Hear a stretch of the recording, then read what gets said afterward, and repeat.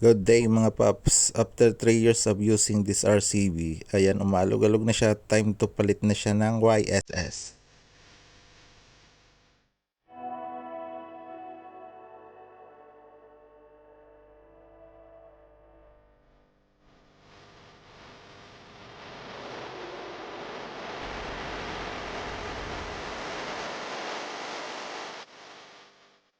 Sa part na to mga paps, kailangan lang natin palitan tong bushing na to kasi hindi siya kasya dun sa ating paglalagyan. So papalit lang natin yung replacement. Bali dalawa tong bushing.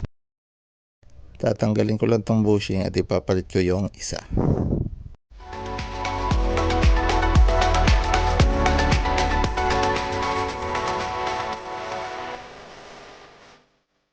At ito na nga mga paps, ito yung ipapalit nating bushing dito. Ito yung isang kasama sa YSS. At ito na nga siya, naikabit ko na siya. Di ko lang naipakita yung video kung paano ko pinalit. So madali lang naman siya ilusod yan. Tapos ito, ikakabit na natin siya dito.